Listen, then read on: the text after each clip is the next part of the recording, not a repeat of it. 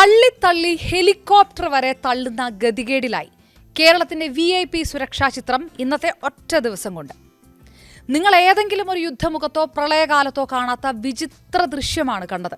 പോലീസും ഫയർഫോഴ്സും ഒക്കെ ചേർന്ന് രാഷ്ട്രപതി ദ്രൗപദി മുർമു വന്ന ഹെലികോപ്റ്റർ തള്ളുന്ന ആ നാണംകെട്ട സീനുണ്ടല്ലോ, അത് പുറത്തു വന്നതിന് ശേഷം ഇവിടെ ഒരു സുരക്ഷാ വീഴ്ചയും ഉണ്ടായിട്ടില്ല എന്ന് കേരള പോലീസും സംസ്ഥാന സർക്കാരും ജില്ലാ ഭരണകൂടമൊക്കെ ഇങ്ങനെ ആവർത്തിച്ച് പറഞ്ഞാൽ പരിഹാസ്യമാകുമെന്നല്ലാതെ മറ്റൊരു വിശേഷവുമില്ല.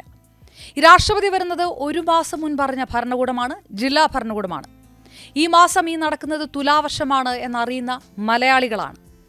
ഒരു നാട്ടിലെ സർവ്വസൈന്യാധിപ സ്ഥാനത്തുള്ള രാഷ്ട്രപതി വരുമ്പോൾ SOP അനുസരിച്ച് പ്ലാൻ എയും ബിയും സിയും ഡിയും ഉണ്ടാകേണ്ടിടത്ത് എന്തുകൊണ്ട് ഒരു പ്ലാൻ ബി പോലും ഉണ്ടായില്ല എന്ന ചോദ്യത്തിന് കൃത്യമായ ഒരു ഉത്തരവുമില്ല. 24 മണിക്കൂറിനുള്ളിലാണ് സുരക്ഷാ കാരണങ്ങൾ പറഞ്ഞും കാലാവസ്ഥാ വ്യതിയാനം ചൂണ്ടിക്കാട്ടിയുമൊക്കെ ആദ്യം തീരുമാനിച്ച നിലയ്ക്കലിൽ നിന്ന് പ്രമാടം ഇൻഡോർ സ്റ്റേഡിയത്തിലേക്ക് ലാൻഡിംഗ് മാറ്റിയത്. ഇതാണ് വാദം. പക്ഷേ ആദ്യം മറുചോദ്യം അതാണ്, എന്തുകൊണ്ട് ഒരു മിനിമം പ്ലാൻ ബി ഉണ്ടായില്ല? 6000 കിലോയിലേറെ ഭാരമുള്ള ചലിക്കുന്ന ഹെലികോപ്റ്റർ ഇറക്കാൻ ഇക്കാണിച്ച ഈ തട്ടുപൊളിപ്പൻ പഞ്ചവടിപ്പാലം മോഡൽ കോൺക്രീറ്റ് സംവിധാനം പോരാ എന്നും മിനിമം ഒരു ഹൈലി റീഇൻഫോഴ്സ് കോൺക്രീറ്റ് വേണമെന്നും അറിയാത്തവരാണോ ഇതിനൊക്കെ നിർദ്ദേശം കൊടുത്തതും മേൽനോട്ടം വഹിച്ചതും? ഹെലികോപ്റ്റർ ലാൻഡ് ചെയ്യാനുള്ള ഹെലിപ്പാഡ് തയ്യാറാക്കുന്നത് വളരെ വൈകിട്ട്, അത് രാത്രി 10:30-ക്ക് ശേഷം എടുക്കുന്ന ഒരു തീരുമാനം. ക്രമീകരിച്ച സ്ഥലത്ത് നിന്ന് കോൺക്രീറ്റ് സെറ്റാകാതിരുന്ന ഭാഗത്തേക്ക് ലാൻഡ് ചെയ്തതാണ് വിഷയം എന്ന് വാദിച്ചാലും PWD ഈ കാര്യങ്ങളൊക്കെ ചെയ്തത് എയർഫോഴ്സ് ജീവനക്കാരുടെ സാന്നിധ്യത്തിൽ തന്നെയാണ് എന്ന് ന്യായീകരിച്ചാലും ഇത് സുരക്ഷാ വീഴ്ചയാണ്, ഇത് വീഴ്ചയാണ് എന്ന ചിത്രം തന്നെയായി ഉയർത്തിക്കാട്ടുന്ന ചർച്ചകൾ ദേശീയ തലത്തിൽ വരെ നടക്കുകയാണ് ഇപ്പോഴും. ഈ നാട്ടിലെ പാലവും റോഡും പൊളിഞ്ഞാൽ നാട്ടുകാർ സഹിക്കുന്നത് പോലെ VIP സന്ദർശനത്തിലും ഈ നാണക്കേടങ്ങ് പൊക്കോളും എന്ന് വിചാരിച്ച് തള്ളിക്കളഞ്ഞാൽ തീരില്ല ഈ സംഭവം. കാരണം VIP സന്ദർശനത്തിലെ വീഴ്ചകൾ നമുക്ക് കേരളത്തിന് പുതിയ കാര്യമൊന്നുമല്ല. കഴിഞ്ഞ രാഷ്ട്രപതിയുടെ കോൺവോയിലേക്ക് മേയറുടെ വാഹനം ഓടിച്ചു കയറ്റിയ വീഴ്ച ഈ നാട്ടിലുണ്ടായതാണ്.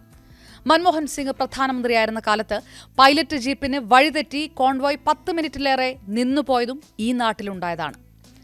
ഉദ്യോഗസ്ഥ തലത്തിലെ വീഴ്ചയോ ഉദാസീനതയോ എന്ന് പറഞ്ഞ് കൈ കഴുകുന്നവരോട് വന്നത് ഈ രാജ്യത്തിന്റെ രാഷ്ട്രപതിയാണ്, ഒരു സീനിയർ സിറ്റിസൺ ആണ്, ഒരു സ്ത്രീയാണ്. ഇനി ഇതെല്ലാം മാറ്റിവെച്ചാലും വന്നത് മറ്റെവിടേക്കുമല്ല, വിശ്വാസപരമായി ഡെലിക്കേറ്റായിട്ട് നിൽക്കുന്ന വിഷയമുയരാൻ ഈ നാട്ടിൽ ഇന്ന് ഏറ്റവും ചാൻസുള്ള ശബരിമലയിലേക്കാണ്. ഇതുപോലെ രാഷ്ട്രീയപരമായി വിശ്വാസപരമായി വിവാദം വരാൻ സാധ്യതയുള്ള ഒരു സബ്ജക്റ്റിൽ ഒരല്പം കൂടി വിവാദം ഒഴിവാക്കി നിർത്താനുള്ള ശ്രദ്ധ, ജാഗ്രത എന്തുകൊണ്ട് ഭരണകൂടത്തിന് ഉണ്ടായില്ല? ഇങ്ങനെ വല്ലതും ഉണ്ടായാൽ വലിയൊരു നാണക്കേട് ദേശീയ തലത്തിൽ ഉണ്ടാകുമെന്ന് ബോധ്യമുള്ള രാഷ്ട്രീയ പാർട്ടിയുടെ സർക്കാരല്ലേ ഈ നാട് ഭരിക്കുന്നതെന്ന് ചോദിക്കാതെ വയ്യ. തുലാവർഷം എന്ന മുന്നറിയിപ്പിലും നിലയ്ക്കലെന്ന ഒറ്റ പ്ലാനിലും എന്തുകൊണ്ട് നിന്നു? രാഷ്ട്രപതി വരുമ്പോൾ ഒറ്റ ഹെലിപ്പാഡാണോ കണ്ടുവെക്കുക? ഈ രാത്രിയോടെ കോൺക്രീറ്റ് ഇടാൻ PWD തീരുമാനിക്കുന്ന സമയത്ത് ആ കോൺക്രീറ്റ് എത്ര സമയം കൊണ്ട് ഉണങ്ങും എന്ന ബോധമില്ലേ? ലാൻഡിങ്ങിന്റെ പ്രശ്നമാണെന്നും ടേക്ക് ഓഫിന്റെ സമയത്താണ് ഹെലികോപ്റ്റർ തള്ളി മാറ്റേണ്ടി വന്നതും എന്നൊക്കെ പറയുമ്പോൾ ഈ കോൺക്രീറ്റ് പ്രമാണത്ത് ആവശ്യമുണ്ടായിരുന്നോ? മുൻപ് പ്രധാനമന്ത്രി വന്നപ്പോൾ ഇങ്ങനെ കോൺക്രീറ്റ് ഇട്ടിരുന്നില്ലല്ലോ എന്നൊക്കെ അങ്ങനെ ഒരുപാട് ചോദ്യങ്ങളാണ് ഉത്തരമില്ലാതെ ബാക്കിയാകുന്നത്. അപ്പോൾ പ്ലാൻ ബി ഇല്ലാതിരുന്നതിന് കുറ്റപ്പെടുത്തണോ? പാതിരാത്രി കോൺക്രീറ്റ് ഇടാൻ തീരുമാനിച്ചവരെ പറയണോ? ഇതൊക്കെ കണ്ടുനിന്ന് ഓക്കെ അടിച്ചുവിട്ട കേന്ദ്ര സുരക്ഷാ ഏജൻസികളെ പഴി പറയണോ എന്നൊക്കെയാണ് ചോദ്യം. പ്ലാൻ ബി ഉണ്ടാകണമായിരുന്നു. ഇത് രാത്രി 10 മണിക്ക് ഉണ്ടാകേണ്ടതല്ല പ്ലാൻ ബി. നിലയ്ക്കലല്ല, പ്രമാണമാണ് പ്ലാൻ ബി എങ്കിൽ ഒരാഴ്ച മുൻപെങ്കിലും കോൺക്രീറ്റ് ചെയ്യണമായിരുന്നു. അതിനുള്ള ഒരു മുന്നൊരുക്കം നടത്തണമായിരുന്നു.